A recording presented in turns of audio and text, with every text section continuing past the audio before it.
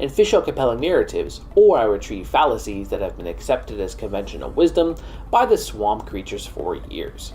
This week, Joe Biden's ties to Wall Street and blank check companies. In the final weeks of the 2020 presidential election, data from the Nonpartisan Center for Responsive Politics showed that Wall Street contributed more than $74 million to Joe Biden's election campaign. This was more than the $20 million President Donald Trump received in 2016, and it was more than what Barack Obama raised during both campaigns in 2008 and 2012. It was, however, short of the $87 million Hillary Clinton got from stock market junkies. And now we know why the crusty old dude and Johnny Wall Street donated millions to Biden. In June 2019, Joe Biden appeared at a ritzy New York fundraiser that involved affluent donors.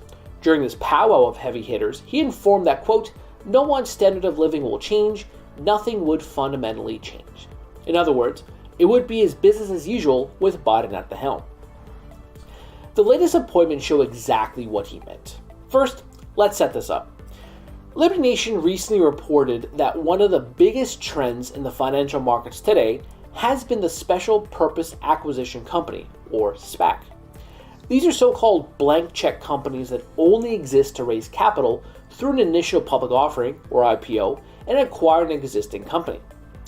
Pine Island Acquisition Company is one of these shell entities, and it is directly affiliated with the investment firm Pine Island Capital Partners. So, what does this have to do with Joe Biden? The office of the president-elect tapped Tony Blinken and retired General Lloyd Austin to join the Biden administration. Blinken would serve as Secretary of State, and Austin would act as the Secretary of Defense. Pine Island's team includes both Blinken and Austin.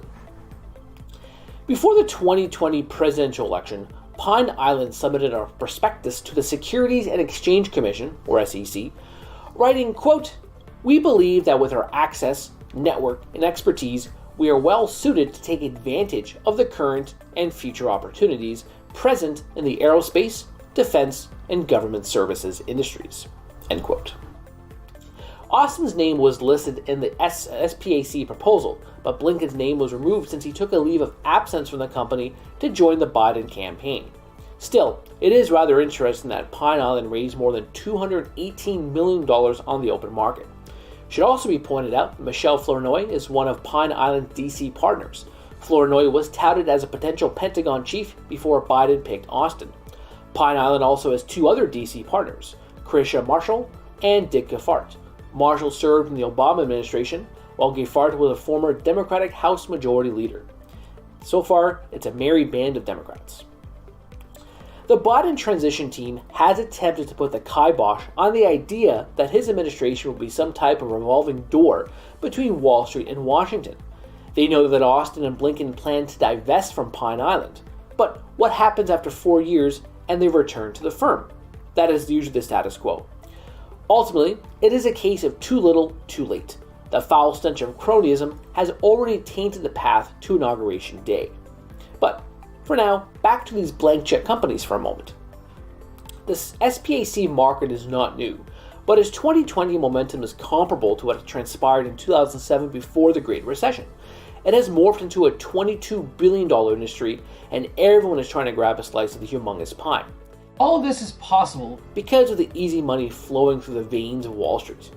Interest rates are at historic lows, the Federal Reserve is maintaining its unlimited quantitative easing program, and the US Central Bank's chief mantra now is to prevent another financial crisis akin to what unfolded during the March bloodbath, thanks to the coronavirus. SPACs are a sure thing until the bubble deflates and the printing press stops running.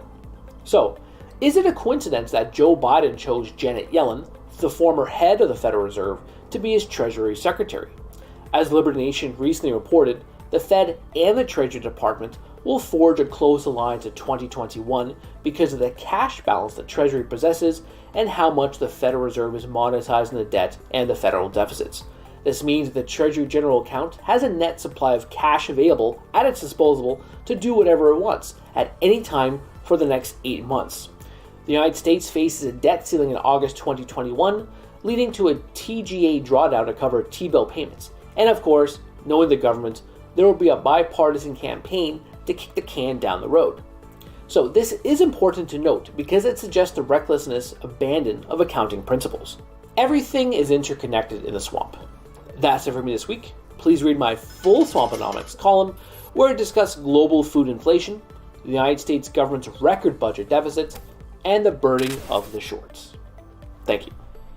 Go deeper on the topic discussed in this video, head on over to one of these links here or go to our Liberty Nation Roku channel. Thanks so much for watching, and don't forget to subscribe and hit the notification bell for Liberty.